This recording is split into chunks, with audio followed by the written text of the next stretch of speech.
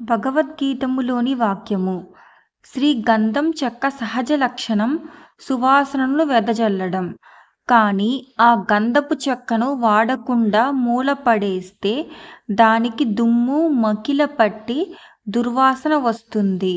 ఆ గంధపు చెక్కను శుభ్రంగా కడిగి స్నానరాయి మీద రుద్దితే ఆ గంధపు చెక్క నుండి సువాసన కలిగిన గంధం వస్తుంది.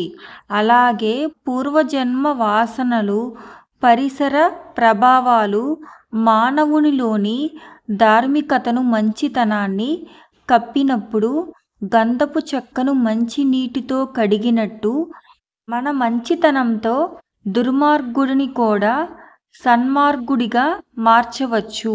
ఈ ప్రక్రియలో ఆ దుర్మార్గుడిని శిక్షించవచ్చు. ఆ శిక్ష ద్వేషంతో కాకుండా ప్రేమతో ఆ దుర్మార్గుడిని సన్మార్గుడిగా మార్చాలి అనే సద్బుద్ధితో అయి ఉండాలి.